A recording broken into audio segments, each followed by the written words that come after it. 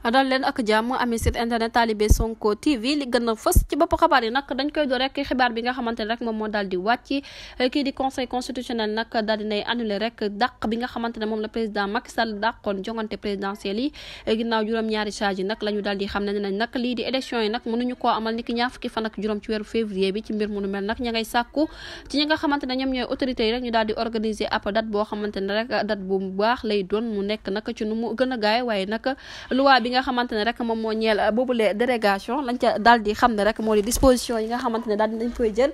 ci article 31 bu constitution bi nag dafa daal di adopté li nga xamante ne rek moom mooy numéro 4 bu 2024 jaarale ko ci assemblée nationale ginnaaw ba mu déclaré nag que ne conseil constitutionnel ci jëmi boppam nag àndul benn yoon rek ci prolongé mandat wu kii di Macky Sall yóbbu ko nag ci fukki weer ci la daal di fësal rek ne jamono ji nag lii di président de la république moom ci jëmi boppam daal jot na mu daal di def ab révision ci nu mu gën a gaawee ndax mëtal diire juróomi at yi nga xamante ne rek moom moo nekk mandat bu ñu jàppoon ba daal di koy tënk ci article 27 bu constitution bi waaye nag jamono ji conseil constitutionnel bi nag njort na mbir mu nu mel bu fekkee ne rek boobulee décret nag tënku ci numéro 2024 bu 106 bu 3 février 2024 bi nga xamante ne rek dafa sàkk woon rek ñu daal di pousse li nga xamante ne rek moom mooy corps électoral bi li di jongante yi nag mënta am niki ñaar fukki fan ak juróom ci weeru février bi waaye nag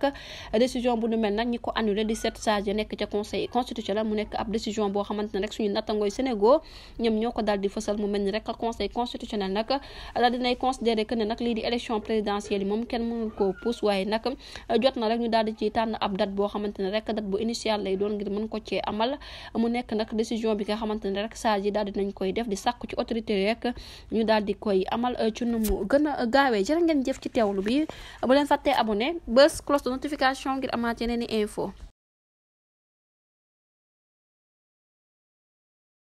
mbokk yi on s'est beaucoup battu pour un projet. Ce projet boobu mooy sauver le Sénégal. Ce projet boobu mooy sauver le Sénégal.